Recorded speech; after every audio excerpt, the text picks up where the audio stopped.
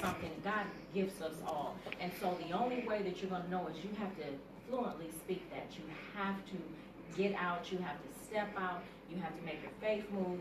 So you absolutely have to get out, you have to talk to people, you have to introduce yourself, and everything else will fall into place. You cannot worry about what you have not yet established, what you don't have, like you said, the business cards. All of that ends up working itself out in the end, but you must show yourself. And just to add to that, I think it's important to broaden your circle. So many of us, we start a business and all we focus on is that immediate circle, our friends and family. And we get very discouraged because sometimes those are the ones that don't support you. So networking helps to broaden that circle. You'll meet people, there's people in this room that I would not have met if I wasn't somewhere networking. So to me, it helps you to broaden your circle, so when you do start that business, you have more people that understand what it is to want a business and to have a business, to kind of push you and coach you and kind of keep you grounded. So I think that's another very good reason why it's important to network. Just had to get my 2 cents. I'm sorry. I appreciate it. Did anybody have any questions on this topic? Anybody want to add any comments? Come on, I know everybody's not going to be quiet.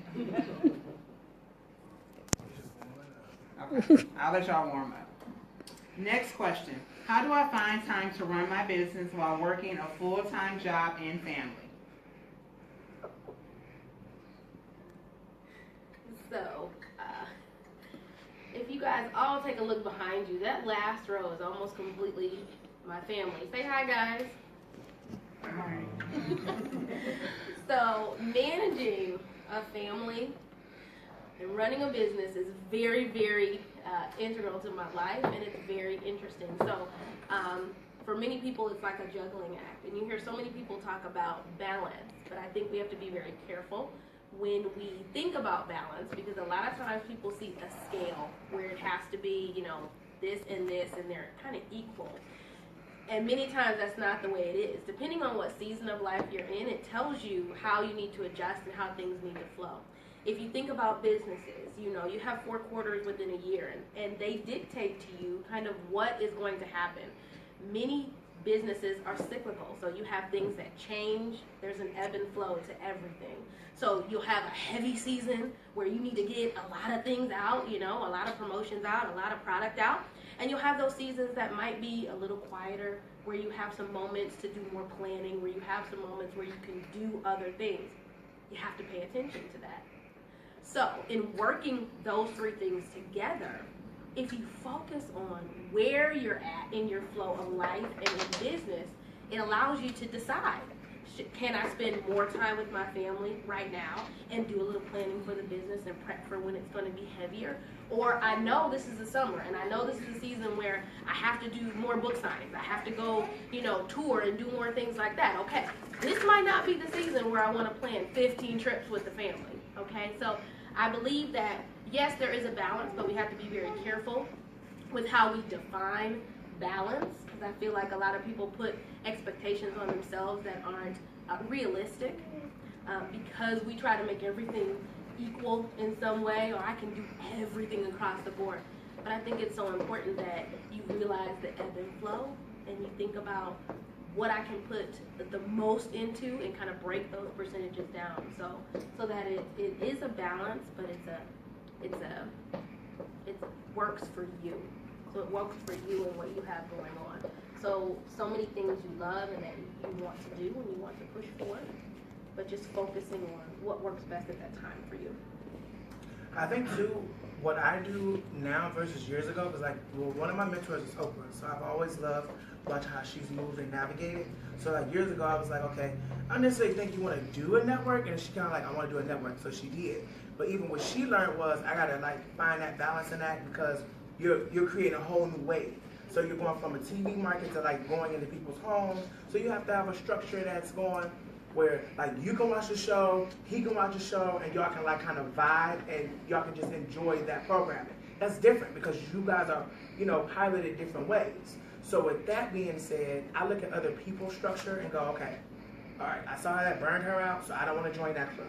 So I'm going to take this time for myself, and I'll be able to space out what I want to do and when I like to do it. You have to sometimes dictate your schedule and how you want it to flow for you so you can have a personal life and a work life. Because a lot of people don't know how to balance that well, and then they're burned out or they're not able to enjoy their success.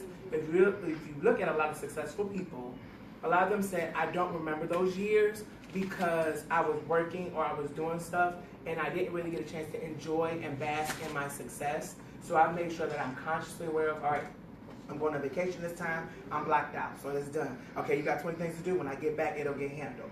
So you have to find a way to not let other people's stuff, and right now I'm dealing with that with a cousin of mine. Me and her are talking on some things she wants to do, and the biggest thing that I think all of us have done is bear other people's problems beside our own, but you have to find your way that you don't let their life's conflicts become your conflicts to the point that your business gets pushed to the back burner and they're doing whatever they need to do and have moved on. Thank you for your help, but now I need to go do something else. All right, and you're going, wait, but my business, I need to go meet with the executives this week, but you were just having a midlife crisis. Everybody's crisis isn't yours.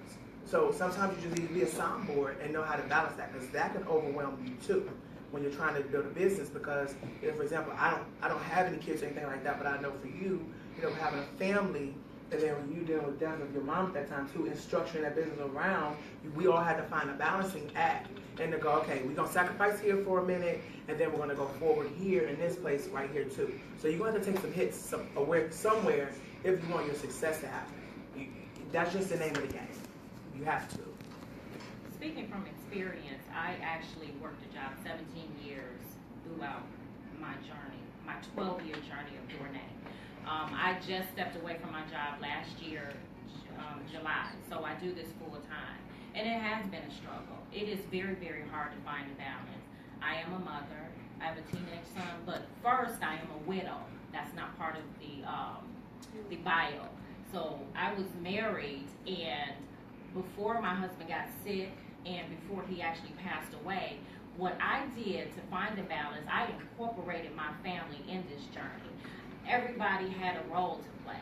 And so then in that way, I didn't feel the guilt of working a full-time job and then coming right home, packing orders or flying out early on in my journey. I was flying out of town all the time. I was doing so many events. And so what I had to do in order to keep, some type of healthy balance in my household, everybody had to have an assignment. And that really worked for me. And then after my husband got sick, they had to take a back seat. That was part of my journey. That was part of my journey. That's what I needed to do. It was fortunately for me that my Dornay business, my online business, sustained me, because there was a time when I was just broken. And I was going through this, and I was trying to be strong for myself. I was trying to be strong for my son and deal with my personal issues. But throughout it all, I had to find the balance and even still with my son, he has to play a role in this journey. And it just makes for an easier transition for me. Now I have a store, so the dynamics are growing. I have the Whole Foods market and the different retailers that my business are in. But we just work together, and it works for us. And when I get that burnt out, it's time to shut it down. I've had to learn to just put the brakes on it. I didn't know that early on, because you're excited. I was so excited about what was going on. It was moving so very fast, and I just was on a roll. And like you said, you miss a lot of it. I have to look at pictures, or someone has to send me pictures, and I say, oh, I did do that. Oh, I was a part of that. And I forget about it. I have truly forgotten about so many blessings that I've had on this journey. But I've learned now, when it's time to stop, I stop. When I'm tired, I shut it down. And I don't make any apologies for it. Any at all. It has to stop. I have to find a balance. Because when there is no me, there is no Dornay. When there is no me, there is no mom to my son, or sister to my sisters, or friend to my friends, And so I just had to learn that you have to get to that place. Absolutely. That's great. So then you would say that it's very important to, I have a lot of friends that are in businesses that think they can do it all themselves. It's a one person show. So it's very important to realize and understand that it does take a team. Oh, yes. Oh, yes. One thing, a friend of mine that I've been following her journey when we're talking about products, for her it was her hair products. It's called Naturalicious. And so, yeah, Gwen. Yeah, okay, so let me say this to y'all right now. You don't know who you're in the room with, so treat everybody with respect. That's number one. You don't know how your path's gonna cross again. Because if you would have told me that my friend I knew in college would be the first black woman to get a patent for a natural hair care product, I wouldn't have known what that meant or how to even process that. What I loved about it was she called it the basement mentality. When you're doing everything, so she's answering the phone, she's doing a refund, she's doing this, she's making a product, she's bottling it up, and she started burning herself out because I'm like, after a while, yeah, you can sustain that for a little while, but you feel that later, whether you're too tired, what's my name again? What's today's day? Oh my gosh, your birthday just came up? So you have to figure it out. So for her, and what I would tell y'all to do as an option, she partnered up with, I think it's called STEP, but it's their organization there that help with those that are, yes, and they have a disability. The cool thing is they actually help package the product with their, they help with the bottling. You need help, to do all this, tell somebody they got 2,000 bottles to do. That's gonna take a time to do if you're doing it by yourself. You gotta label it out, make sure that's right, pour that product in, screw that top on, make sure it's right, make sure it's packaged, make sure you get all these pieces. But she called it the basement mentality. She said, I have to stop doing it all by myself, I have to come out the basement. And so from that job, that's when you have to lean on your faith, and you have to go, okay, I gotta hire some people to help me bring this to life because I can't keep doing it by myself. It's grown bigger than me. That's what you want your business to do. I mean, when you're looking at Oprah, when you're looking at a Tyler Perry, when you're looking at LeBron James, when you're looking at us, you're going to have somebody to help you step into your vision even further. It needs to grow. Because if you're still by yourself after all these years doing everything by yourself, you're not growing. Your business isn't growing, and you're stifling your hands and putting yourself into more pieces of a pot. You know, you shouldn't be the one that's always sitting there. And listen to some people that you're interacting with as far as clients. I'm going to tell you something that I've learned very, very quickly. And it can be a burden or it can help you. Sometimes we overextend ourselves because we want to make sure our product is just that great or our services are that awesome. So we will go tooth and nail from the beginning of your project to the end of your project, and in the middle you ain't did no work. So I basically put you where you're at and you get all your credit. And one thing Oprah said that I love is she said, you're never going to shine by doing the work for somebody else. You can't keep doing anybody else's work. So you got to give them their piece that they see, what they need, let them then help it grow and mature the way it's supposed to. And that's something that I had to learn to latch back from, because when I told somebody, and I just projected it out, it's not happening yet, but it's manifesting. I said, one day you're going to have to get one of my assistants to be able to help you, because listen, if I have my $1 million client right here, and this is my $50,000 client right now, my protege is going to go ahead and do this, because eventually we're going to be going in both directions. If they tell me, no, Willie, I don't want your assistant, I only want you. Okay, what I'm hearing you say is, Willie, you're going to stay over here, and you're going to be at my beck and call when I need you, and I'm going, no, that's not how that works. Because you don't even have me on payroll, and you don't even have a retainer fee for me. So I'm definitely not about to sit here and wait for you to calculate your retainer fee while you're still trying to get yourself out of the hole. Understand and listen to your clients and what they're telling you, and go, well, you know what, this project might be what we're going to do, and that might be it. Or we may do ongoing projects, but when you hear people tell you what they're not going to do, and you're running the business, you go, okay, this might not work. So keep those in mind. So I had to get that out, because that's something where when you sit in a business setting of it, we don't like to play that line. And I got friends right now that are launching business. They're like, I don't know if I can do that. I don't know if I can try that. Okay, so are you asking the people you get your credit card from? Did you ask about this scarf you got on? Did you ask about the necklace you did? Did you ask them permission for these things? No, you bought it and you bought into that. So that's the bottom line. When you're investing in yourself, and people are going to treat you the way you want them to treat you. So if you want them to see you as a business, you have to project yourself as such. Even friends, that shift needs to happen. When I say, hey, here's the contract, this is where we're at, this is where we're at. This is not a cute, hey, you've known me for 15 years, so I'm giving you a discount. No, this is the fee, because when you go to your doctor, or when you go get your nails done, your hair, or whatever else, you ain't negotiating with them $5 down, or, oh, we're going to do half now and half later. Did we sign up for that fee? I don't remember having flex back. Maybe we will. Right. That is the truth. You want to chime in on it? That is the truth. No, that's pretty clear. That is clear. Very. Next question, go that way. Oh, yeah. Okay. Anybody else anybody want to ask a question or want to elaborate? Comment? Thank you.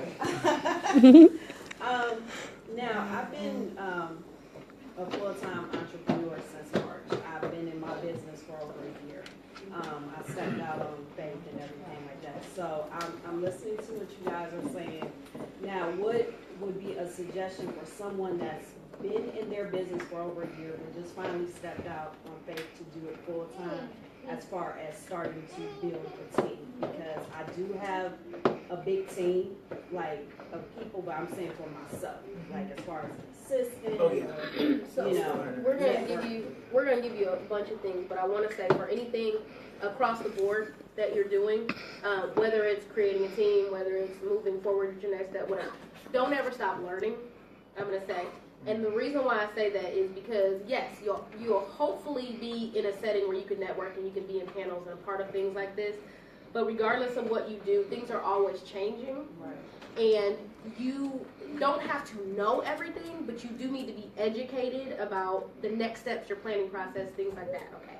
I say that because when it comes to assistants, teams, any of that, there are multiple ways that you can go about doing that. Over the last few years, people have moved more so to virtual assistants and virtual assistants in different places. So locally, nationally, and then internationally. But each of those pieces are changing very rapidly, okay? So the education piece I say is because you need to know, one, you and what you need. So personally, I suggest if you know what your top 5 strengths are or skills, and we can talk about that more at some point if you'd like, you need to know that because you need to know you and what you need. Going out and just putting out an application to say, hey, these are some things that I'm going to need in my business might not be the best thing for you. Okay, you need someone that's going to be able to either enhance or come alongside the strengths that you already have. Okay, and I'll stop with that so that you guys can chime in on things. What's your business?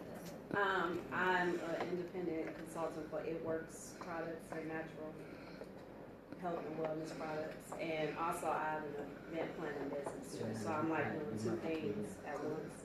Plus I'm working on someone else because I have a degree in communication. So we were like talking about starting maybe a PR firm or something for music because my husband's in the music business and that's like his goal is to get back into, you know, marketing the newer people coming out. So that's awesome. What I will say is, at some point, you're going to have to narrow it down. Right. You're going to have to narrow it down. You're going to find yourself going to look for a job. Yeah, and that You don't want your passion to become your job. Right. And see, that's what will happen. So you're going to have to narrow it down because you're stretching yourself so thin. So until you actually define your actual territory, it's going to be kind of difficult for you to make a plan. Because we can give you some sound advice or some ideas on how to work the consulting part. But what about the marketing part? What about the It Works? They all require something different. And so you're going to have to define your territory and narrow that down, most certainly. What I found, like I said, I've worked the job 17 years throughout the 12 years that I've been doing Dornay. And what I realized is now the real work begins. It's so different now that I'm doing it full time as opposed to when I was working. It's different. I'm not minimizing it because great things happened during that time, but I had that cushion. And when I didn't want to think, I didn't have to think because I had that cushion. When I didn't want to get up, I didn't. When I didn't want to create, I didn't because I had that cushion. And so now the real work begins. I've never thought, I'm so tired of thinking. I've never thought so much in less than a year than I have in 12 years of this journey. I've really had to, I found out who I really, I thought I knew me. I really thought that I knew who I was until I stepped out on faith, until I walked away from my comfort zone, until I jumped off that cliff. I'm still waiting for that parachute to open. So this is truly a journey. So what I'm learning to do is get more structure, because I didn't have to be. I had a cushion. I'm learning to be more dependent on others. But through it all, in trying to help you, you're going to have to narrow it down. You're going to have to define that territory, what is best for you, what you can focus yourself, and be your best self at. You can't be good at everything to everybody. It's impossible. You're going to kill yourself. So the first thing you need to do is just pray over what journey the Lord wants to take you on, and then you follow that path. I also would throw in too, as you build your team, make sure it makes sense to have them with you. Like right now, I don't have a team because I haven't needed that space yet, but I know what pieces I'm going to need help with somewhat, but it all changes. Because like, for example, I might need somebody for social media that I didn't need like a year ago, now I need it. But then I might need somebody to help me with the daily affairs, and I didn't need that before. So as your job changes or whatever format you are, allow yourself to adjust accordingly, but have a core team of what you want and what you really need to get things handled. So you need to see where your problem areas are that you can't do and work from that point. A piece that I got to throw in, because like you were saying, take a leap of faith. When my friend started her business of Naturalicious, she was going through a divorce. She had maybe, we'll say, roughly ballpark, because I know that number changed, but she was actually just on the Harry Connick Jr. show, promoting it.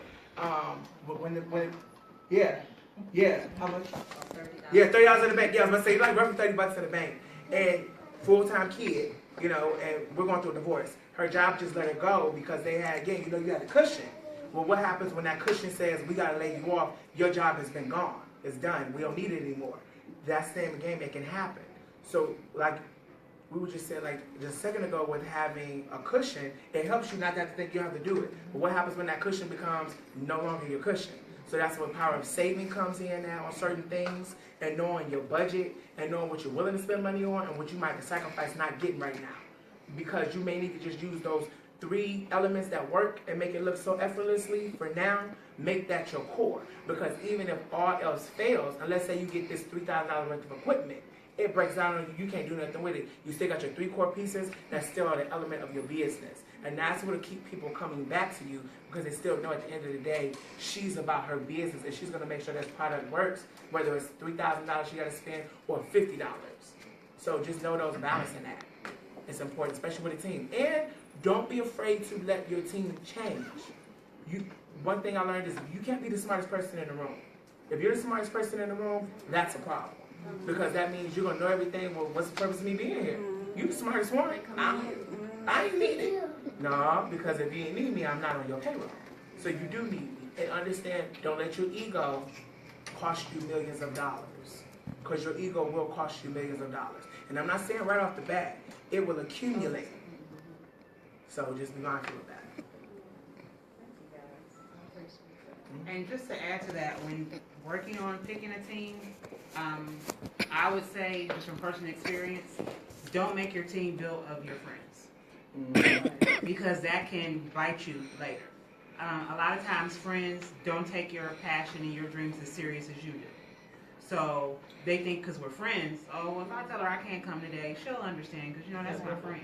So sometimes we have to cut that and leave friends where friends are. And when you get ready to do business, you do business with a total different set of people. And that's just from like personal experience. Does anybody else have any other questions? Okay, we're going to switch it up and start this way. Okay. The next set of questions. Do you have any suggestions for advertising a cleaning service? Or any business. Or any business? Yeah. Or if Okay. that was the question that was sent. The question was sent to me. Oh, so okay, that's what. Yeah, okay. but Okay, so just advertise. Advertising any type of service. Any business. So the dynamics has changed, of course, since I first started my business, and it is an absolute must that you are a part of social media. And I have to tell you, I'm so resistant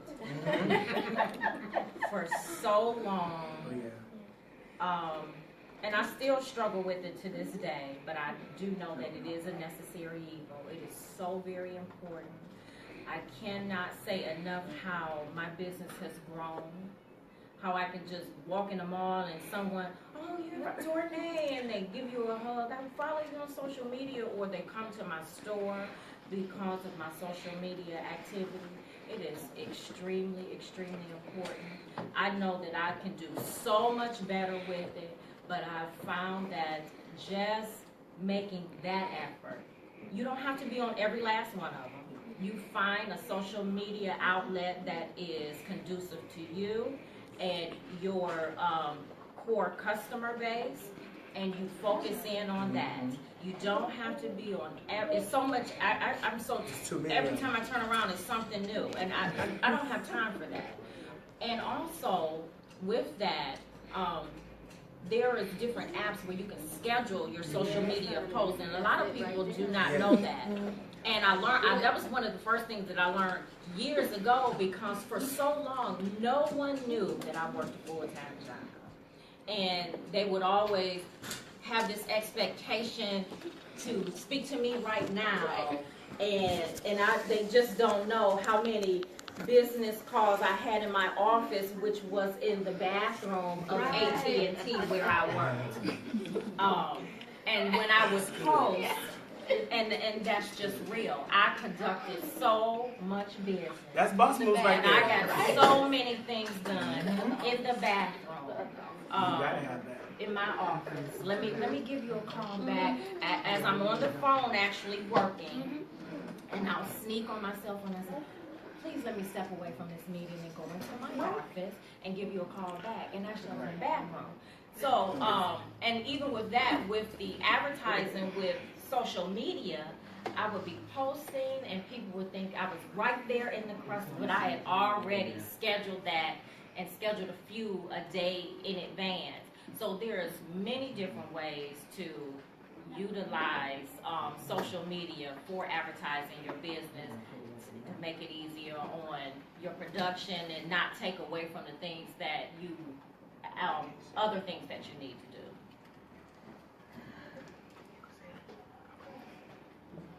Sorry, I had to adjust the camera. I wasn't like looking at it at first, but I was like, I don't think we can kind of see each other-ish. A little dark, special. Okay, all right. So, sorry, that was a Brandon thing. Sorry. Okay, you have to sometimes learn too, like you have a full-time job and then you have your real job. So you got to learn how to balance that up, because I've done it too. Like I always call it making a check while you're making a check. So while you are doing that, you know, you just got to multitask in. Like, okay, I can't do this meeting right now. Anybody, since we're talking about social media, that was a tweetable moment. So if you're on Facebook or you're on Twitter, right there, can you quote yourself again? I call that making a check while getting a check. So, you know, those are things that you make them do a purpose. You know, this is your 9 to 5. You here for X amount of hours of the day, so you can't go home and do your other stuff. So you got to post, or you got to do stuff when you can, or sneak in between those 10, 5, 15 minutes you put towards actually doing, you know, social media outreach or having that quick meeting. It shapes everything differently, because, you know, if you're getting off at 10 o'clock at night, you don't got time for no meetings. You want time for business calls. So you have to make it adjust and work best for you and just don't get caught. I mean, that's just the name of the game of it, because this is the time. Like, if your business is going to become your full-time passion and really become that stream revenue of income, you got to put in that same energy and amount as you do this 9 to 5 job that gives you a stipulated salary. You know, because your job that you have, that's your passion, it doesn't have a stipulated salary. It's going to grow beyond what you want anyway, because that's the purpose of it. You're doing it because I believe in myself. I know there's a purpose for me, and I'm going to, you know, give my all into it. So make both work for you. And get your little cushion to save, and take a vacation when you need to. Okay, go ahead. For marketing, so I work with actually companies and help them to market and do different things. So in doing that, the whole scheduling piece is paramount. You cannot live on social media, but you do need to meet your client where they are.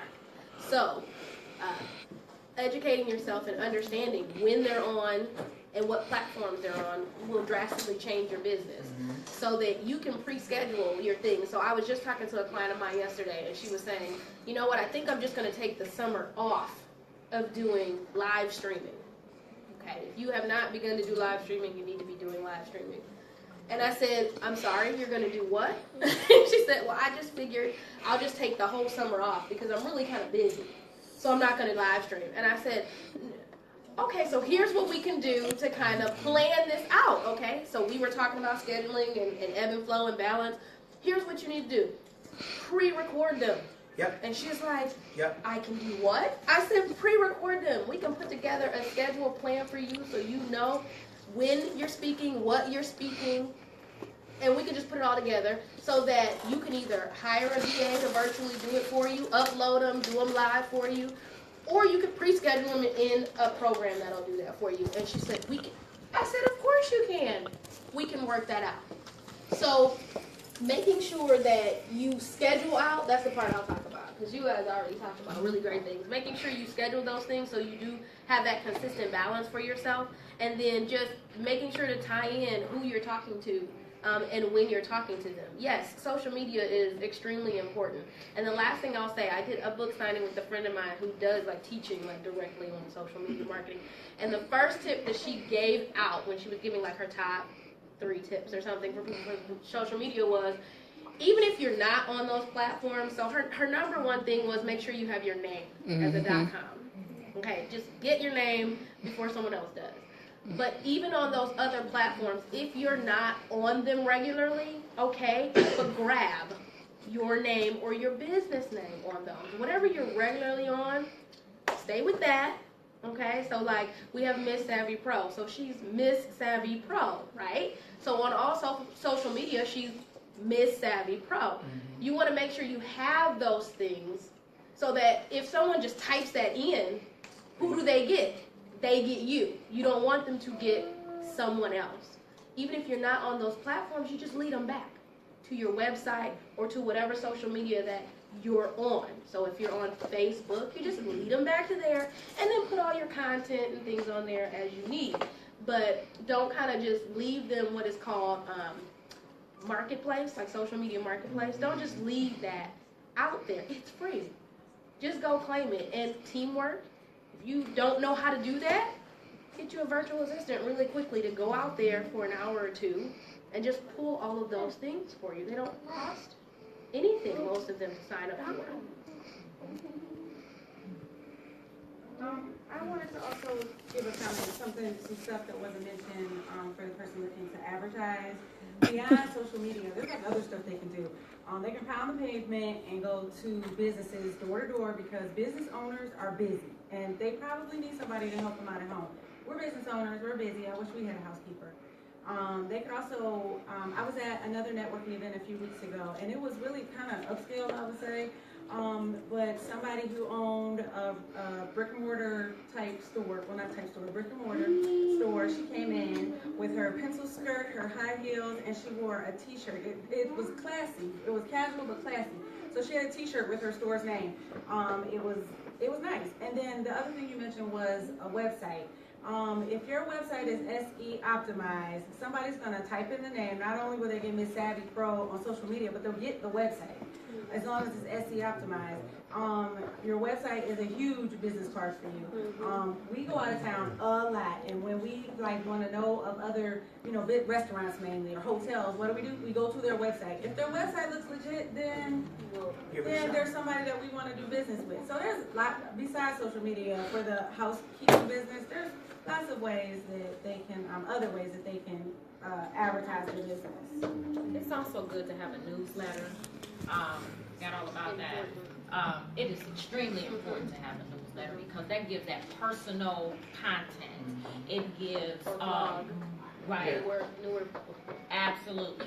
I have a newsletter that I send out. I don't bum rush people's email, but it kind of just gives them something here and there if I'm introducing something new or if I'm having a sale or something like that. So anytime that you step out, get email addresses. If you're doing an event, make sure you're getting people's email address, because those newsletters, your blogs, those are phenomenal marketing tools. They're phenomenal because everybody don't get on social media. You have those that are absolutely not on social media, don't want to have any parts of it. But we look at our email. We look at our email, that email pops up, and for a suggestion, if you do a newsletter, make sure that email comes up like 5 o'clock in the morning. You want it to be the first thing when they pull up, they see you, because after about 9, we're just inundated. We're on to something else. We're off that computer or off our phone, and we're on to something else. So we want to make sure that when you do initiate some type of newsletter, that you are the first person that comes up in that box, so they can. I get, when I do my newsletters, first thing in the morning, I can hear that website ding. I have this ding from my website, ding ding ding ding ding, because that's when I see, okay, it's effective. They got the email, the orders will start coming in. And then it started dying down because people are getting busy. Now they're either off to work, or they're actually working, or they're being mom and wife and everything else that they are. But newsletters, blogs are extremely important. And just remember, with anything that you do, it's a conversation. You're continuing this conversation. So anything that you're doing with people, you are creating what's called that know, like, and trust factor. So continuing with them and making sure you don't drop off. So you're just continuously dripping that conversation so that they're interested in what you're doing and how it can help them. Can I Go ahead. Google Analytics, I didn't realize how important it is. Like I don't have that yet for me, but I've seen it in the works for my job. And when I tell you, it is really effective to get something like a Google Analytics, because it teaches you your demographic, it teaches you your drive, it talks back to you and tell you what your ideal customers are doing, how they're feeling, what time they're around you, you know, all that. So that helps you with scheduling things. It helps you know when is a hot season for you to peak, or when they're not paying attention to you. I know Vogue uses that, and they can hear it. And I literally seen it, and they know like if this works or if it doesn't work. So if they're not feeling it, they know scrap it. But you want to get something that tells you about you without you having to look back and go, so how am I doing? It's going to go, this is how you're doing. And it gives you everything through that week out. So it's letting you know if you raise, if you down, if you just at the minimal level, or if nothing's really changed. So then that lets you know too how to restructure your marketing strategies, if you're not reaching enough people the way you want to reach them, or if there's some things you need to step up and try out. So maybe it's an idea you've been putting on hold, and you go, let me try and see what happens. So the worst thing that happened is it didn't work. So you go back and redo it again. Okay, so I have two things. The one thing on top of what Willie said was, my person would say what you need to measure what matters.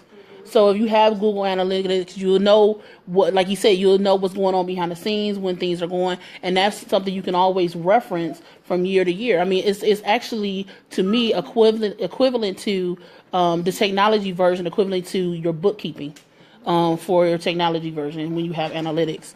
That, and then another thing was, another way to advertise and make it a little bit more seamless is that you can you can kind of connect your social media together.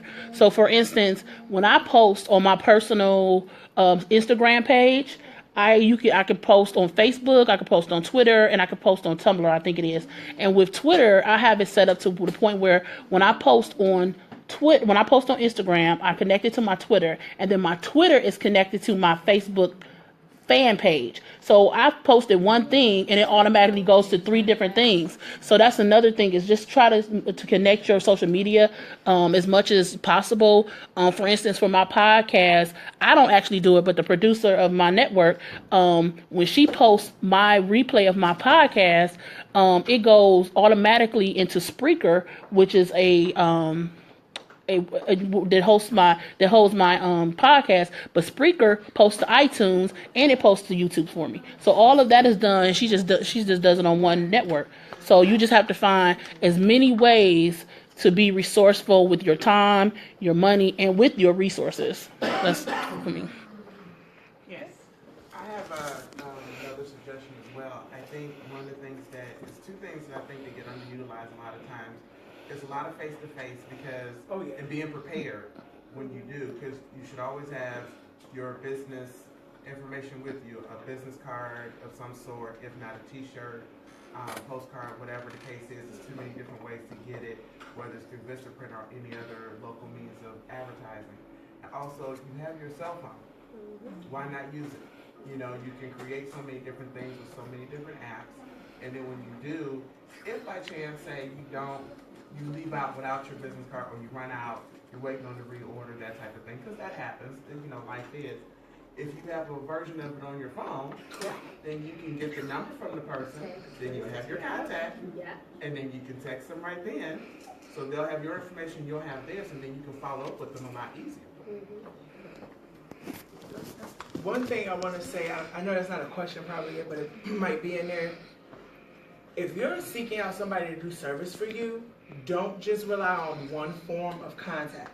For example, if you call someone and they're able to leave you, you leave a voicemail and they're not able to get back to you, okay, that's one way out. Then you do an email, that's one way out too. Or you go down in person.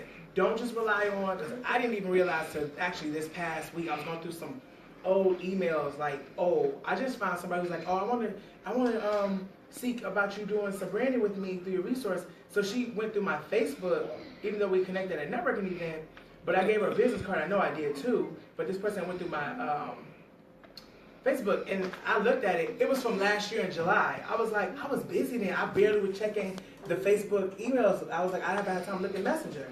So, unfortunately, me and that person didn't connect, but I did reach back to them. I'm like, I am so sorry. I didn't even realize you sent me this. But, sometimes even social media outlets can like throw your stuff around and move away too. So if you really want something handled, you got to be able to find those different ways of communication, because you can't rely on just, I emailed you, so you're not emailing me back. But do you have a phone number? Okay, then use that too. So exhaust all resources before that person goes, well, they just don't want to do business with me, or they're not professional. Because sometimes it might be it got overlooked, or we just didn't see something. So those things to keep in mind as well, tapping on what Ms. E said about that face-to-face. People forget, we rely so much on social media, we forget that personal contact. Like, I love getting like a thank you letter, or that, hi, how are you? Those personal phone calls, those personal touches, we're still human. And it allows us to draw back into reality and go, you know what? I got this beautiful skin product. Oh my gosh, it feels so good on my hands. And then a nice note on there. Like, I was saying with a friend of mine, I'm using her as an example. When you say make it a family affair, her son is called, oh God, I forgot what she called it. They gave it a fancy name, but he's their candy distributor. So with every order they do for Naturalicious, he handpicks the candy, and they go, we don't want the product, we want.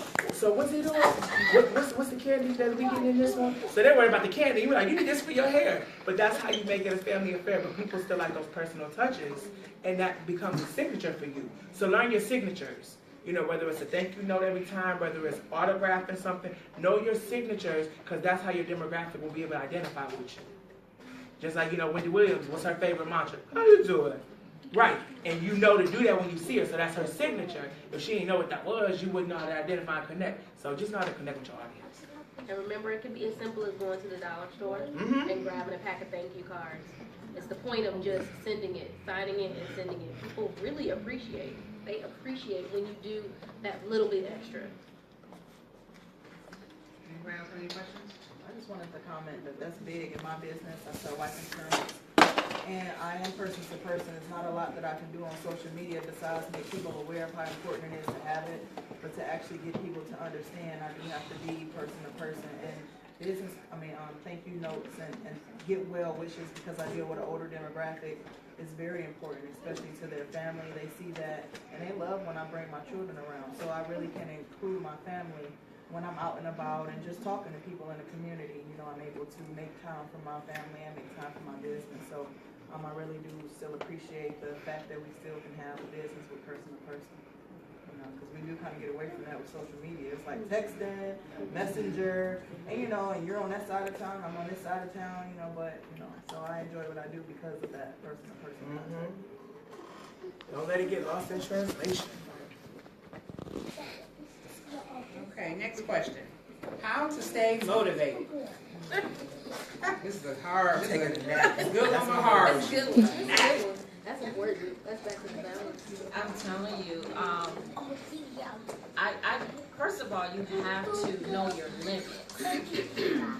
That is just like the foundation of staying motivated. You have to know your limits. If you're tired, if you run down, you cannot be motivated. You can't be focused. You won't be driven. For me, what keeps me motivated is my customer base. You have to be mindful of the service or your business and your customers and things like that. I just make sure that I keep myself in a good place. I'm spiritually cleansed. That has to be first and foremost.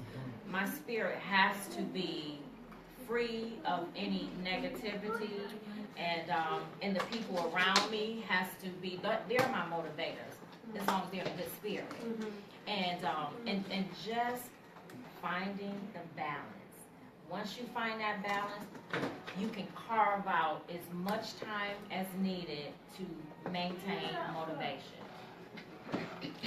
I think too, when you're talking about motivation, like, it's not just about if your business is successful today or if it's really moving today or if you got like a down period. It's about you knowing that can happen regardless, but you have to know why you're still doing what you're doing. And I remember Angela Harrell, we were just at our networking event the other week, this past month, and she was like, know your why. Because when you know your why, that's going to keep you motivated when nobody else gives you, awesome, right?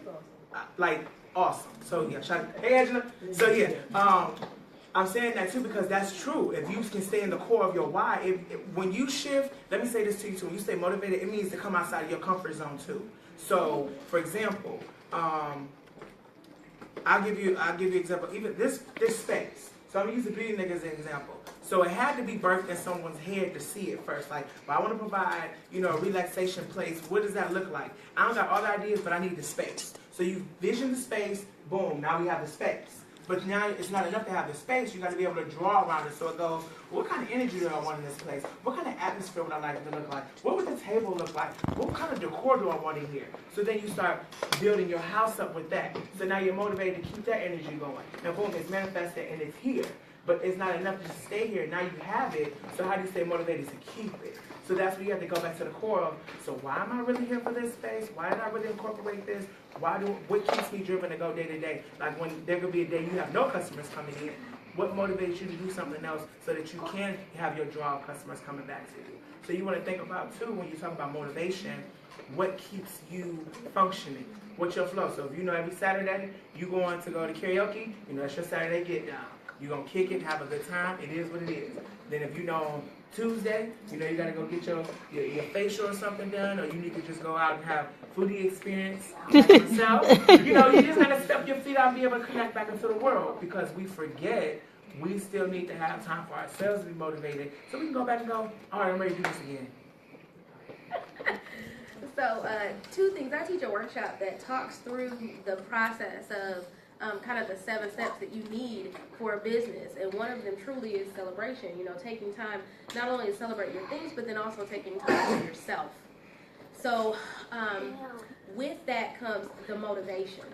So, Zig Ziglar, you guys know, right? He talks about what? What does he say about it? It's just like a bath, right? You need to take them on a regular basis because you just don't stay clean, right? So you need that motivation on a continual basis. You need that refreshing on a continual basis. One book that I absolutely love that I felt like kind of turned the corner for me when I was dealing with a lot of different things. My first book that I wrote deals with hope, right? So it's a story of 6 families, including our own, and what we went through with our son that you see here. He's 6 now, and he's a 3-year kidney transplant survivor. So when we were going through that transition, before we were even at the point where we could have the transplant, and we were doing up to 17 hours of dialysis a day, and it was just a struggle. Like, it was getting to the point where traveling from here to Cincinnati was a real spiritual hardship. Okay, so we got the physical stuff, but it was just something that dealing with internally. Reading Cindy Trim, her last name, Trimm, her book that dealt with decreeing and declaring was something that was really helpful for me, because it helped me turn thoughts and reading the Bible and reading different things, but to turn them into actual declarations. So words of very specific, clarity, that was strength for me to move from where I was to where I needed to be to continue moving forward. Okay? So it was in the understanding of, this is who I am, this is where I am, but I need to shift to something more, and I don't quite know how to get there. I don't quite know how to do that. So staying with the motivation, one, I believe is a choice. You have to realize that you need it. And we're telling you, as business owners, if you don't realize you need it in life and in business, you need it. If you don't believe us, it's okay. Just take little drips of what we're saying and walk with it, run with it, work it. Okay? Get you something that is going to feed into who you are. The soul of who you are. The essence of who you are. You have got to stay motivated to keep going. Patrice will tell you, there's that ebb and flow. I talk to her sometimes and I'm like, this is crazy. There's a lot of really wild things that are happening right now, and I just don't know. I don't know how this next corner is going to be. But then you have to motivate yourself. You have to create your circle. I hear people even say on social media, I can't stand social media. Everybody's so negative. What is your circle? Because when I go on my social media, I can't say that. Because my circle is enriching. It's educational. It's loving. That is the circle that I have created around myself to motivate myself. I was just reading an article the other day that said you've got to cut off those things that are not helping you, propelling you, motivating you, supporting you to move forward. It's a choice. It's all a choice. Life is a choice. So when it comes to being motivated, you have to decide that that's something that you need, that you want, and that you will accept and do. So laying it out, reading between your words, between your friends, but you have to create that for yourself and make sure that you have it so you can keep going no matter what the situation or time is. I think a good piece too are vision boards. Mm-hmm. I think vision boards are very helpful. We never get too old. We did them one year as a family. Everybody sat down together. Me and my husband did it as a couple. What goals did we have for ourselves for that year? And it's a nice way to watch and track what you do and how you do it. So vision boards are very good. Get together with a group of business people that you're with and say, okay, let's get some old magazines and some board. I like to put mine in cute little frames so I can hang them up around the house and look at it all year. So that's another good thing. And then two, feeding off of what she said, watch the company you keep. If you're around a lot of negativity, it gets into, even if we don't want it to, it gets into your soul. And sometimes it will be the person that's close to you. How are you mad at 8 o'clock in the morning? Nothing has happened yet that you should get up and the first thing you post on social media is something negative. You have to kind of step back from that and sometimes eliminate it. It doesn't mean you don't care about that person or you're just acting funny. You have to protect your own spirit. So that's what another good way to keep yourself motivated is watch the company that you keep. Because when you, as my grandmother told me, birds of a feather flock together. So when you hang around positive people, you tend to be positive. If you hang around negative people, sooner or later it trickles down into you and you will start back and you will sit back, I can't believe I just said that. It was so negative. That's not me. But it's the company that you're keeping. So I think really watching the circle that you have is very important. I was watching a show, I don't remember what it was, and she said when you start a business, you have to go through your friends list and delete. I was like, wow. She said delete anybody that does not support your vision, doesn't give you any positive feedback. She said delete all of those people. She said because if you keep them, they're going to like damage the roots of what you're trying to grow. And I was like, wow. But she said it's like, don't stop. She's like, no, delete them. I was like, oh, wow. I don't think that you should even go into a business with the expectation. I always say, get rid of the expectation. There should be absolutely no expectation when it comes to your family or your friends. Your passion is yours, and everybody is not going to be on the journey with you. They're not supposed to be on the journey with you. And those that we expect all the time to support us, our friends, our family, are the ones that are not going to be there for you. They're not going to support you. They're not going to share. They're not going to do anything. So when I started my business, it was without expectation, fully and completely. what I have found on the journey is that all of the people that has truly blessed me, that has blessed my business, God sent them. Half of them I've never seen yet, but I have done so many amazing things for people that I don't even know, that believed in me. You know, it wasn't the people that I expected. It was the ones that God will send you, whoever He would have to bless you, and you have to trust that. You have to understand it. You have to have that spirit of discernment, but He will send you who and what you need for the journeys that you're on. So don't even go into whatever the endeavor is with an expectation. Lose that right off, because you'll beat yourself up, you'll be angry, and you'll spend more time on that than actually what your passion and your purpose is. Oh yeah. All right, next question. How do I get customers to view my website? You have to tell them about it. That's it. You have to open your mouth. That's it. Yeah. Make it attractive. You have to Yeah. open your mouth. That's number one. You have to tell them who you are, what you do, and that it is available to them. And it needs to be professional. It has to be professional. It has to be clear. The wording has to be concise. The pictures should not be pixelated. It don't have to be all over the place. You don't need the music. And I say this because of experience. I'll never forget one of the first trade shows that I had done in Atlanta, maybe about 10 years ago. And I didn't have a website. And I went and I did this trade show, a huge trade show, and I was asked to do a radio interview. And I'm doing this radio interview, and people were calling in saying, I used your scrub and this and that and third, and where can I find you here in Atlanta? I didn't have a website.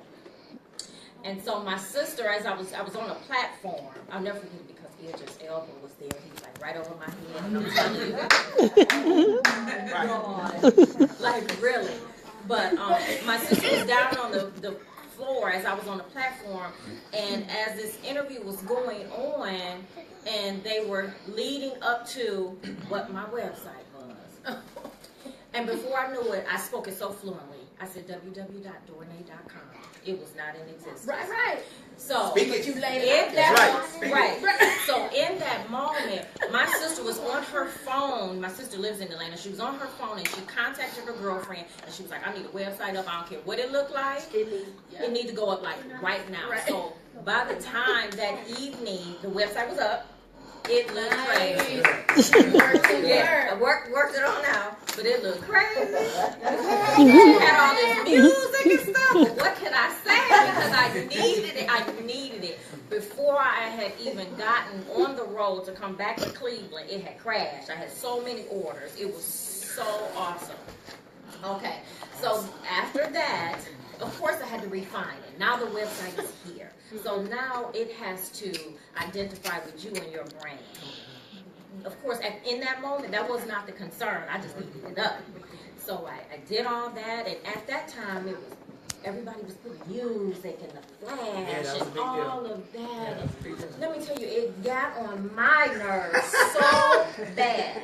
And you have to step outside of yourself. You have to think about your consumer. That got on my nerves. I was like, you have to take this down, shut this down, because it was too distracting. They were so busy looking at all of the flash and the pictures and the scrolling, and the music was like jamming, put the best music on there, and I was like, okay, this is not. I've been through like 5 websites until I found the best one and found my niche and what was best for me and identified with me. I never thought about me initially with the website, so went through that website. Then I got another one. So, you have to keep refining it. But you take away from all of the antics and just focus in on your business. Make sure that it is user friendly. Make sure they can right to the core of what they're going on there for. Make sure that things connect in a way of upset for me and upselling. If they go on there looking for like I have customers that I've had for years, and they'll say, I love that almond butter, but I make like 45,000 other things. But you have to be able to connect those things. So with that almond butter, I found a way on my website to like pair it with something else that would transition into an upsell. So you have to be creative, but most importantly, that website has to be very, very professional.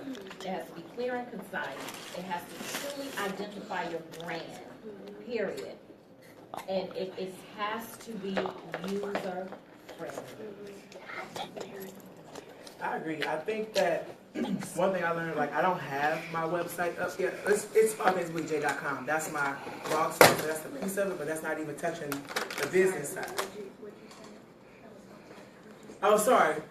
Allthingswithj.com is my blog site, so that's like my personal extension of myself. But I don't have my like branding website yet because at the time it was birthed as an idea. But what I did was I used it as a personal journal outlet. However, now I've graduated. I said I don't even want to touch a website yet until I can like collaborate. So me and Miss Savvy Pro are going to be collaborating, and now I'm ready to step into that platform because when you're putting up a website, like you said, you need to know your brand. So I need to know what services I want to offer. I need to know now the different structure I want to have. I need to know what kind of pictures I want to put up. I don't even care about. I'm not doing the music, but no music. You're getting no music, but I wanted to make sure it reflects and it's a real core of me because I only get one shot. Yes. So when you see that extension, you go, oh, okay. Like my blog site is good because that just makes sense. But that's something totally different now when we're going from that to a business standpoint. And you got to invest. One thing you got to do with your website, and like a friend of mine's looking at now, I'm looking at some of my friends, how they're, learn from your friends' mistakes, what works for them, what doesn't work for them. Like my one friend's using Spaces & Co., so she's using that website platform for her business. And just know what works for you and what doesn't work for you. She showed me a mobile app of someone's business, and I was looking at it, and I was like, it's overlapping each other here on the mobile app. Like, you click this button, right? And hers was a 7. She got a 7. So I'm like, he put this site together. Again, your ego will cost you millions of dollars because look at your team. So nobody told you this does not look great, or like, oh, I'm having a hard time buying this book. I'm having a hard time trying to buy this T-shirt. It's not getting me to the shopping cart. It's taking me to your bio. Like those things matter. I saw someone put together an event. And I want to throw the event out, but they were putting the event together, and this person was like, oh, I'm promoting it on my site. So they were supposed to go, you could buy their ticket for this event. I kid you not. And this might sound harsh when you hear it from me in the way I am on that end, but I had to step back because you got to know how to not step in everybody else's vision, especially when they got their lane. I went onto the person's site. So I get through the phone, and I was like, oh, okay. She said it's under events. I clicked that blank 404 page. I was like, okay, maybe that's my phone's problem. I get on my work laptop, try it again. 404 error come up. Here's my issue. There are 4 of you on this particular platform. Nobody's catching this, including the person that's running the website. So then that becomes, let's think about this too though. Why am I really doing this event? Because if it's for you to buy something or for you to come to the event and you're going, I can't buy it on the site, even if somebody's telling you, you should go make sure you can do it yourself. Even practice and make sure they can do it. Like walk through the steps of it. Your shopping cart might be messed up or anything. Yeah, it still didn't happen that way. It turned out good, but that's what you got to learn. Do I want to partner with that person again down the road? Because you're supposed to be a part of the selling team. If nobody's buying tickets from your site and you're the main source of the site, okay, we got a problem. Because you're the only link we have for the event. So you want to make sure your website is friendly, like we said, user-friendly, mobile-friendly, and make sure that it makes sense. Because if it doesn't, you waste some money and time. And don't be cheap. I'm not saying you got to go buy a $300-$400 website. I'm saying don't be cheap to not invest in yourselves. If you're going to buy the best this, the best that, you need to invest back in your business too. Because that's what's going to push you forward to go out and do everything else. You know, when we're looking at Renee, BT, to have her on that platform, there's no cost on that end for that money that she was able to get for that. And if her structure wasn't right, they wouldn't have called her. So this is her in the midst of her business. This is her starting it up, and it's still at its, baby peak season. Because it sounds very much from what we just heard. It was recent, some years ago. It's all changed. But has she not stayed the course and the website not looked right, they were like, oh, we can't touch that. So that's your online resume. That's what people are gonna look at. That's your portfolio. If it look jacked up, we're not even gonna touch you. Oh, you can't spell. So you didn't get nobody to help do it. It's okay that you might not be the best at spelling. Get somebody to do your grammar check. Right. Just that real quick grammar check makes a lot of difference. especially if you get the one shot. If I'm going with so-and-so got like 5 misspelled words and you can't go to this, I'm not paying $50 for that. So that's good. Come on, bless. That's good. That's good, because that's a lot of information, and I would hate to overload anybody. So I think those things are very good. Even if you start with the very basic ones, because some people just don't have the money when they're really, really beginning out. The thing that you have to remember and that you have to realize is just like she mentioned before, SEO. Like, you just have to make sure that people can find you. And you can Google this and look this up, but some places, they don't report your information. So if people Google you, your site is really not going to come up unless they put in like your exact address. So just be aware of that. A couple of the free sites, they don't share your information. They just don't kind of play nice. And then the whole thing of mobile. Your site has got to be seen well. I'm sorry, it must be seen well on mobile devices. Okay, it's great that it looks great on your desktop, but most people really are accessing things through their phones. If it doesn't work on their phones, you are having a major issue, because at least 50% most of the time of things that you send out, people are looking at on their phones. So they can't access or click the buttons, or it's kind of janky, so they can't figure out what goes with what. Just forget it. It's one shot. It's got to be mobile friendly. If you don't walk away with anything else, really realize those things. The clarity is what the utmost is, and then when you take that next step after you create your basic things, adding something where you can actually look at where people are clicking on your website can be very helpful. Don't be busy. Don't be busy. If they came to your website to do something, allow them to come to your website and do what they need to do. Don't distract them. Showing a Twitter feed sometimes, a Facebook feed, all those can be a bit too much for people sometimes. If they're coming there for a service or a purchase, let them come there and do what they need to do. And on the back end, you can share all that other stuff and keep talking and create that relationship even more so, or foster that relationship more so with them. But keep it clear, get your one shot, mobile friendly. And don't do 20,000 pop-ups. Like, you gotta go, like, as soon as you come to the site, so we go to their name, boom, all right, did you put your email? Okay, good. You gave me the email thing. That's your one. Just kill it, be done, make sure they're on your mailing list. Cool. Make sure you got the X button so it don't go, if you didn't do this, you can't go to the site. Because it's like, well, you missing out. And then don't go from that to, all right, you click on this product, here's another pop-up. Kill a lot of those pop-ups off. Because people gonna be like, look, I ain't buying this. I got 20 steps to go buy these 3 products. You only got 10 minutes to get me to buy this from you. Because you know they put that caption on there. You got 10 minutes to put your stuff in through PayPal. And they're like, you got to start all over again. So it's like, I don't got time to be getting 50,000. You need that? Come on, man. That's true about the pop-up. I was resistant about the pop-up. My web designer forced my hand, because I always think of myself as a consumer first. And those pop-ups drive me crazy, just like that music did. I can't stand them, but I've learned that it was a necessary evil, because it brought people, I had to think outside of it. It brought people to my newsletter, which they get more information. And so I had to look at it differently. But those pop-ups drove me, I was, for so long, I just recently, I hate to even say it, added the pop-up. That's because good, I was resistant for so long, because I was thinking about me when I go on to somebody. If I go to your website and all I want is those shoes, I just want to go get to the shoes. So all those pop-ups drove me crazy, but they are necessary evils. But you only need one. Get you one. Make it count. You just want the email address just to send out a newsletter for communication, and that's it. Does anybody want an extra tip on that? I'm scared that we're overloading you guys. Does anybody want an extra tip on the pop-ups? He said it. I know, he's on it. No? Because I don't want to overload you guys. Yeah. Because we're getting kind of technical. You do? Okay, so with the pop-ups, you have a couple options. A lot of times, if you're doing, if anybody's WordPressing, anybody's doing, okay, so with them, you can choose for it when it's going to pop up, like how long somebody has been on your site, which is important because you kind of want people engaged on your site a little bit. I would say choose to give them a little time on there. So a few seconds to even kind of get their bearings on your site, like 6 to 10, okay? So that they can see it, then it pops up.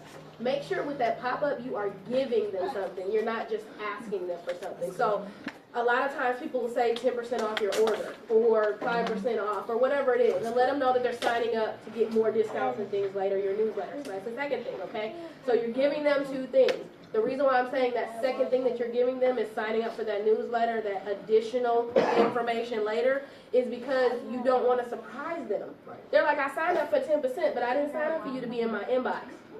So you need to give them the opportunity to hear more from your blog or your newsletter later, where they can get more discounts or meet you at an event or something like that, okay? The other thing is you need to at least Google, look up, or at least research the information on how it's changed now for Google and not letting it ding you for the way that you're putting your pop-up on your website, okay?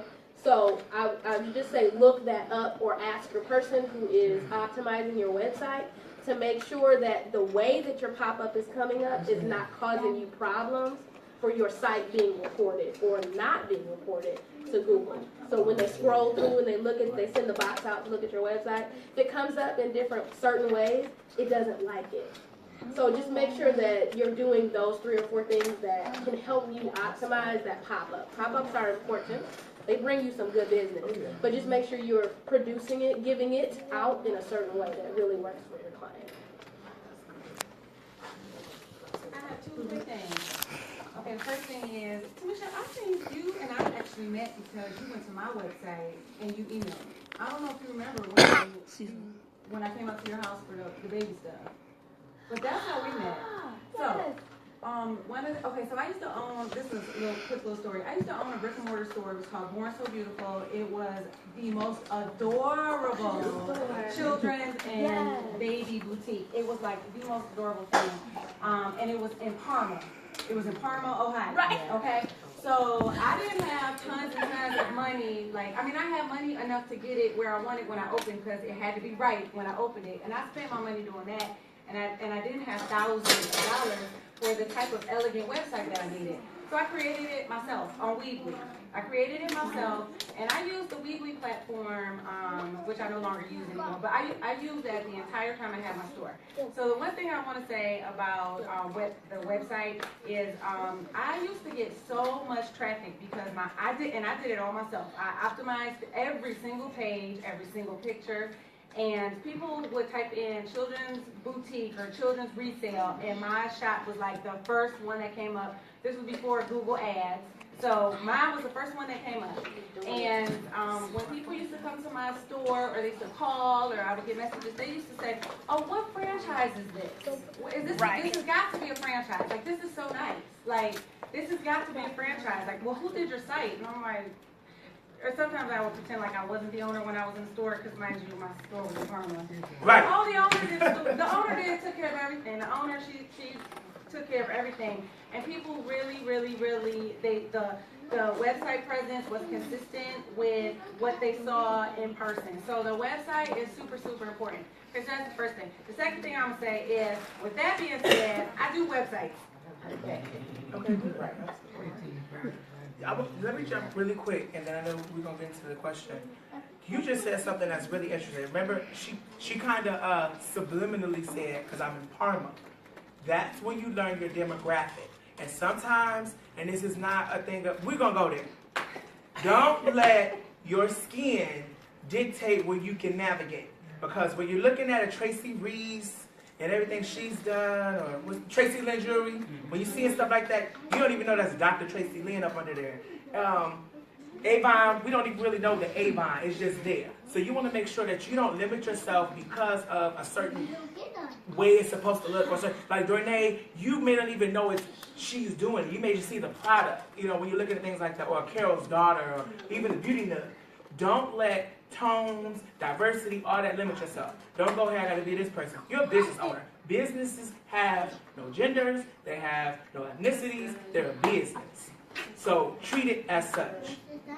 Because, again, some people are like that. Well, who did it? Who's doing this? Who's doing that? If you like the product, you're gonna buy it. And it doesn't matter tone, none of that. Because technically, it could be 2 of y'all running a business, 2 different diverse backgrounds, and boom, y'all are making a great come up together. So you want to keep that in mind because you may have to partner up with somebody. So don't limit your hands. And I'm glad you said that the way you were saying it because I caught it. I was like, I got it. And it's good because not only that, you still kept the demographic coming and your people still kept generating, and they still were going, well, who's the owner of this place? Well, you know, that's one of the big elephants in the room when it comes to people of color that are business Oh, yeah. owners. They want to service and serve people of diverse backgrounds. That's good. So, And we're young, and that's the other thing. Sometimes, like I'm seeing people, beauty shop owners that are like 31. She runs a beauty shop around on in Bedford, right downtown. Well, uptown more so. But she is like 29. She just turned 30 this year. So you can be a young business owner, and sometimes they think you got to be like 40 or 50 to be in the game. That ain't how it works anymore. You know, the power of technology, the power of you having a business, a vision, the power of you getting your legal stuff right. You can skyrocket. You know, for example, he got the bow tie on. The bow tie is doing this thing. He starts a business behind it. Boom. It's going to move. And it doesn't matter how old it is. It's the product and the quality. You could be 15 with them bow ties, or you can do something else regardless. But you need things that are going to speak to your demographic. And if you can market it to 30, 15, 25, 45, 75, you or multi-millionaires, that's just a mind frame you need to be everywhere from Cuba to Paris to Cleveland to New York to the little hood around Jordan so much, or LeBron, that you got to have that universal flow. And that's what's going to change your dollars between Puerto Rico and China. I need all y'all money. So I don't want just to limit it because, for example, listen, and some businesses you just don't collab well. So sometimes you got to step out and go into a Parma. Maybe your person is Italian, or maybe Arab, and y'all just mesh well. Diversity, which helps us to also break down stigmas, which also helps us to enlighten each other. So. I'm going to do this one together because it's kind of like the same kind of question almost. But I think those two kind of go together. So. Absolutely. On a grand scale, they started with little or no money. They started with time. You have to have the passion, you have to have the drive, you have to have the vision. That is like your foundation. The money will come later. What was the other part to that question? It's like the twofold. How can I find financing for my business? Small business. You have so many things available to you. Grants, money. So early on. I want to keep going back to it's not necessary. It's just really not necessary. You'll have people that's going to come with establishing a business, establishing your .com, getting your insurance if that is part of what is deemed necessary to run your business. It is establishing that foundation, the rest will come. One thing I tell you for sure, if you're going to invest and you talk about doing a business, and nobody in this room can touch it because it's copyright, and you can look it up. Just like All Things with J Company, that's the other piece. If I want to switch up with that, that's done too. So get your copyrights done. Now it's like $30. 30 bucks. You can LLC later. That's limited liability, all that. That's where you're going to do, so for example, if somebody tries to sue you business and not sue you and take your house or things like that. So that way, if you're in a position where you're making X amount of dollars, your business is making them dollars, invest in your legal people. When I say get 20,000 lawyers, I mean just do the ground manifest to you. That's where, because with that, like for example, if the names are too close, so you got, I Google search everything. And you have to register. Yeah. You have to most. Then you register, yeah. Right. When you're able to do it, yeah. Yeah, So, you have to so register. copyrights.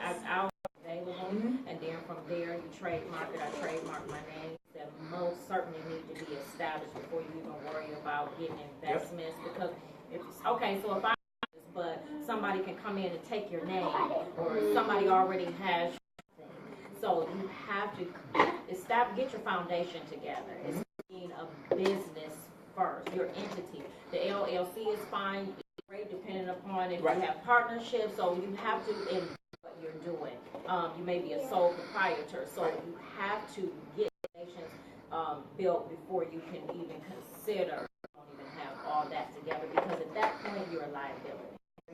Because going through that, they teach you those steps. You're able to go through that, and you have been asked the questions you don't necessarily know yourself. Like we said earlier, you don't want to get your name registered. It's a quick search right there. You can Google it, then you do your search through the mail. You can just look it up through the registry when you go through it again, and it'll do everything. So you get a virtual copy, and before you try to do anything with the bank, because open up your registered business before you can even do a business account. So those are the primary things first, so that, for example, your website wasn't ready yet. You had a lot of strong word of mouth. So had you not had the website ready, she was like, I've crashed because I had so many people already giving orders. Just do the work, do the groundwork. and they wouldn't be around where you can go, hey, I can sell my products. Partner. So for any of you that are currently working, and they really are your silent partner in what you're doing. I do a workshop, or I did a video teaching online that we were just talking about funding from the for moms, just giving them information, books. We had to get sponsorship for that. We had to find funding for that. So we had to get funding for all of that to be able to give it away, sponsorship deck, you know, or package. And so you can get money like for those things when I came to them. Yes, they are extreme.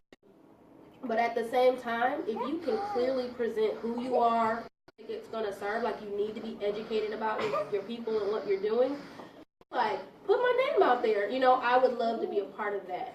Cleveland to different birthing agencies, you know, that demographic, just because they wanted to get out there more. So for people to understand, and you know what it's going to cost you where you're going, so that, say for instance, you tell somebody, hey, I'm giving these bags away, and to put your information in need for what you're doing, so that you're not underpricing your ways that you can get funding and can get association, because the workshops that they give, the webinars that they give, and it's very good advice that's very clear.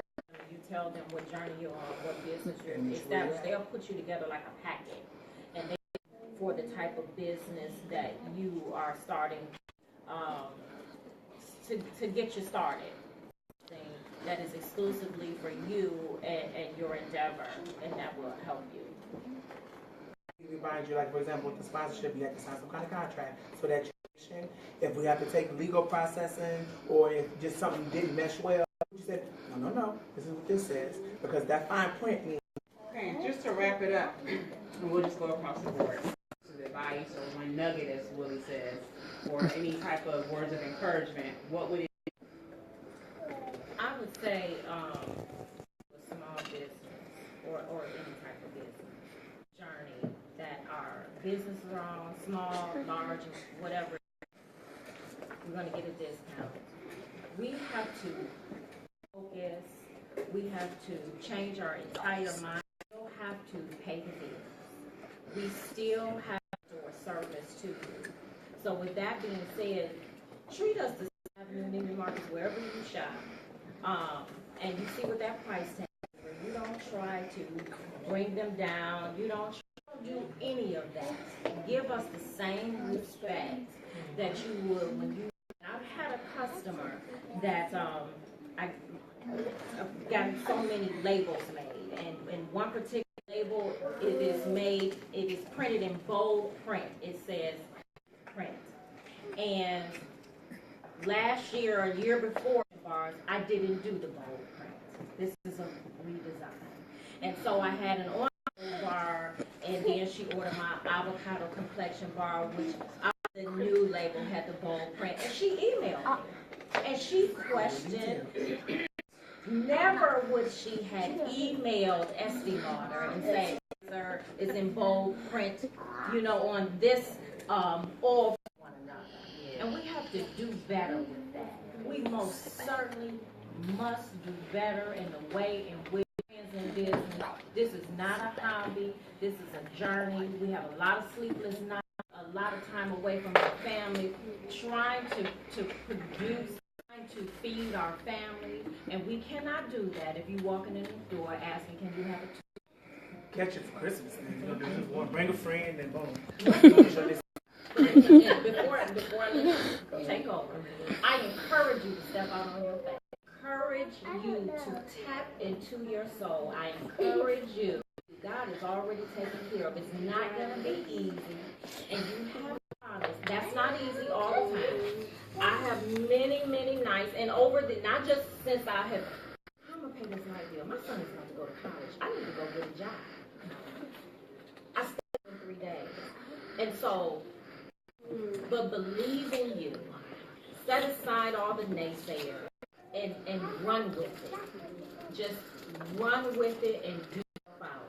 I have days in my store where I am so busy, I'm just like, don't it so so busy. And then I'll have an entire week where nobody walks through the door. Here for it. Not just in your pockets because you have to worry about how, and that's when you tap into your creativity that we were talking about earlier. And that's when you have to hone in on your faith. And sometimes you just slowly, what can I do on Friday? Or, you know, but you can't. One thing I've always lived by over the years, and it's one of my moms. I have like multiple moms, but that's one of my. I've always lived through that mantra a lot of times, and I've had to even, tap back some. Some days you gotta be like, all right, we're gonna try. So you do. You take those footsteps. Service is the rent we pay for living. So when you're in a space of and what you're doing for other people, they'll sense it and they'll know. Because again, they're gonna transition into you regardless. If it's a great, so you have to have enough faith and strength in yourself and trust that you're stepping out to do it. Egotistical that you've grown. So let's say, for instance, everybody here turns and we're multi-millionaires. So we can't listen to each other again because we all are on the same plan. Eventually, dollars decrease and you're not the multi-millionaire again. You might just be the if you're going to only hear yourself. And what I mean by that is, for example, you say, you like this bag? I'm like, yeah, it's nice. Maybe I'm going to try it in color. I'm going to use my peach color. So what was the purpose of you hiring me and asking me to consult with you on how to brand it if you're not going to input? Be ready for constructive feedback and be able to adjust. I ain't really hear what you just said right now. I'm going to process it. Maybe you're right. Maybe I'll shift it a whole different design concept for waiting to see. I mean, how many of y'all have gone through and you go, that's the person you project into those that you give and those that you serve. So just trust yourself in the process. And I've always lived by that too. If you do what you're passionate about, the money will come. Moms, single parents, divorces, just doing your 1-2. I've had people who've gone through all kinds of different struggles and you've had to figure out how to make it. So, again, I think you guys have